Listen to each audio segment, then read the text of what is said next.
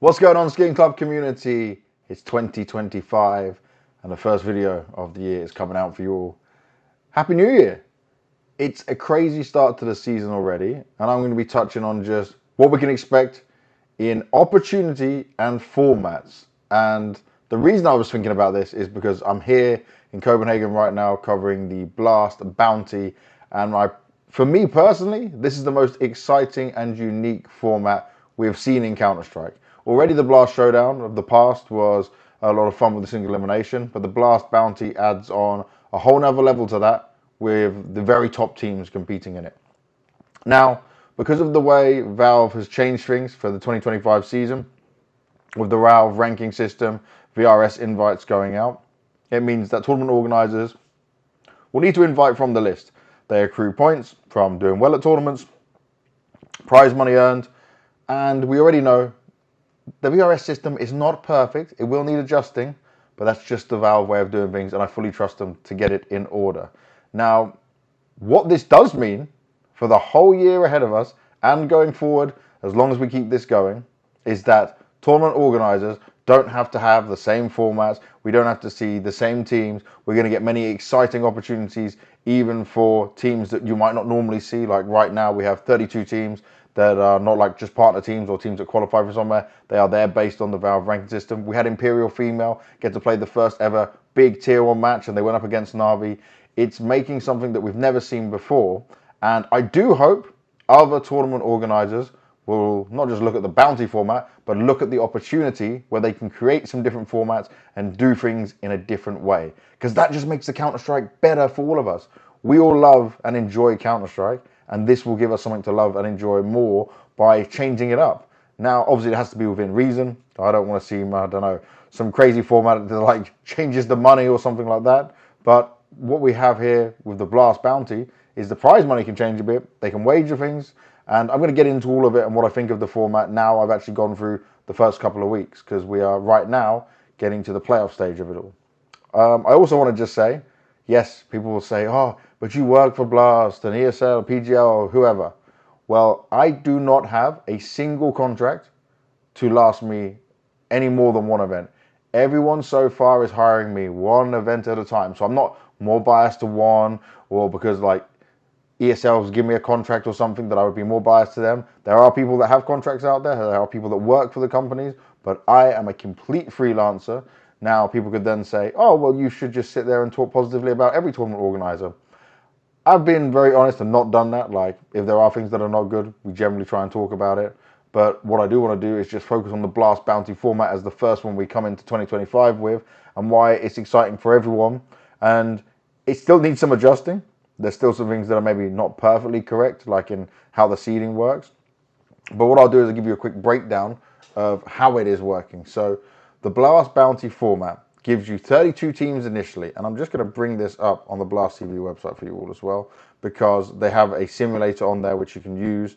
So that'll give you everything you want to see in terms of, let's go, Blast Bounty Simulator. That gives you an understanding of it. So we started with a round of 32. Everyone was seeded through the Valve rankings. And if I clicked on seed right now, you will see that G2 were the number 1 seed, Na'Vi 2nd, Vitality 3rd, Spirit 4th, and then we go further down. I won't go down further at the moment because how I've got it right now is obviously a little bit different than how things all started. And that's because what would happen is if a team beat another team who had a higher seed, they would take that seed from them. So they would take the seed from the opponent they beat. And that is already really awesome, because if you look at this, one result we have to look at is BetBroom team. They took on Mouse and they managed to take the number 5 seed, if I remember correctly.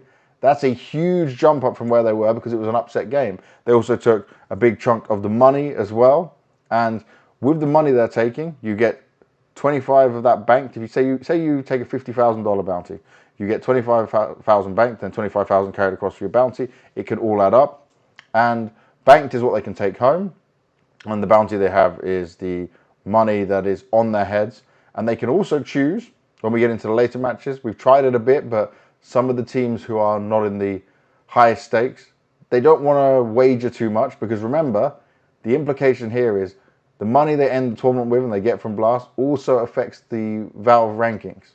So you need to be careful. It's not just about winning the tournament. It's not just about the teams you beat within it. It's also looking at the prize money you get. So yeah, a team like Spirit can be super confident playing Heroic and say, yes, I'm going to go all in. But Heroic straight away told me, no, I'm not going to do that.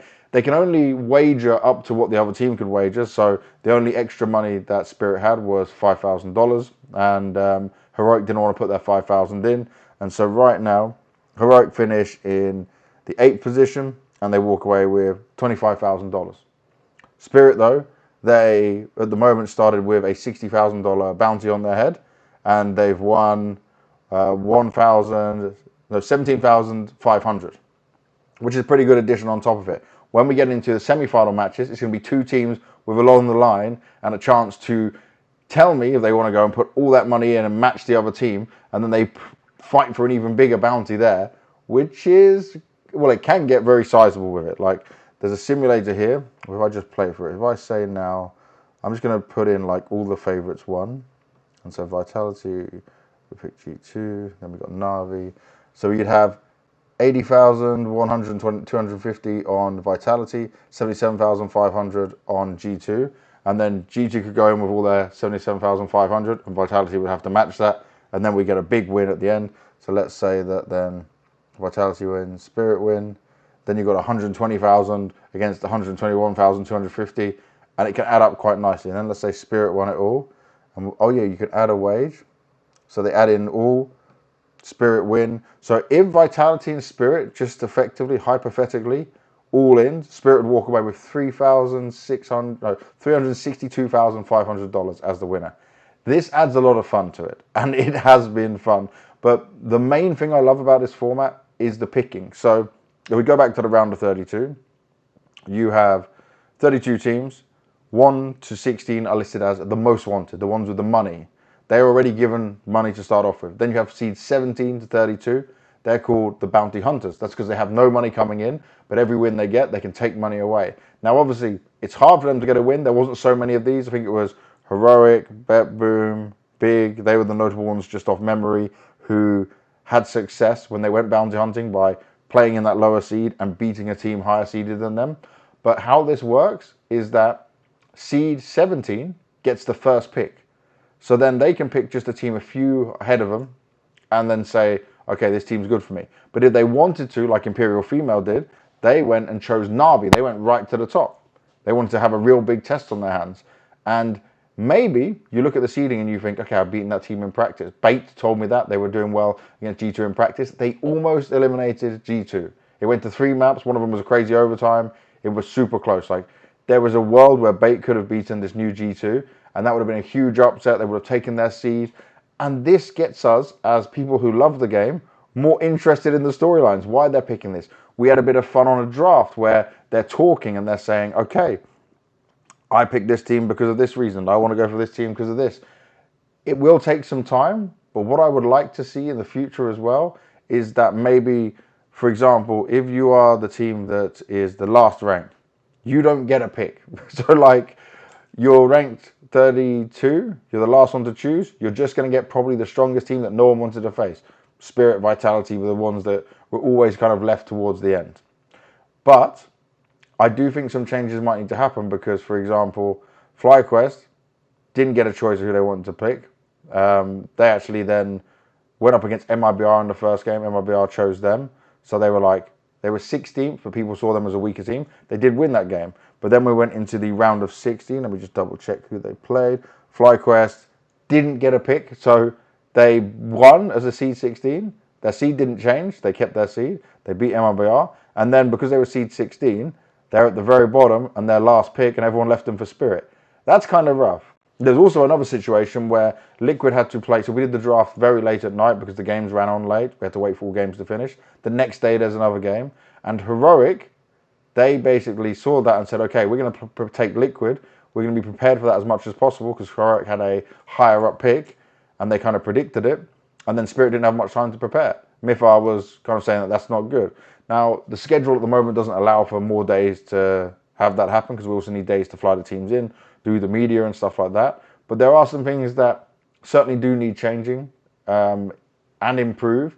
but we're not stuck now in these partner leagues where this is the format, this is the system, you're stuck with it going forward.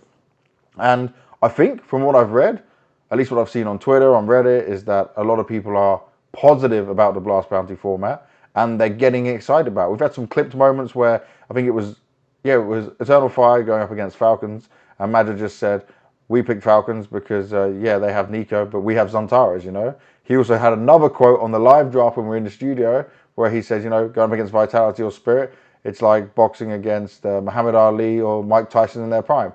No one wants to do that. It's not going to be fun. It's not going to be easy.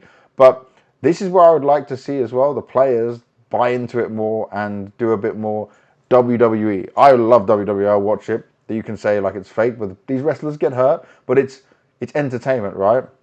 It's wrestling entertainment. Esports, we can turn that into entertainment sports rather than electronic sports and give us a bit of that. As long as the game's still serious, let's have some of these rivalries. Let's have them talk a bit of smack and try and push people. Today was amazing because Donk was not the one on the stage with me. It was Zontix and it was, who else was there? It was Linus, the LNZ, the new in-game leader for Heroic. And Donk was over sat on his seat and he was like, go all in, do it, put the money down, and trying to encourage him to do it. I want to see some more stuff like that because it's entertaining for you guys at home. It's entertaining for us. There's more behind it all. And if you remember, we always started the year with a Blast groups. We always started the season, so spring and fall, with Blast groups before going to Cologne, before going to Katowice, respectively. And the thing with groups was you qualified for the spring final, but that was a lot later in the year.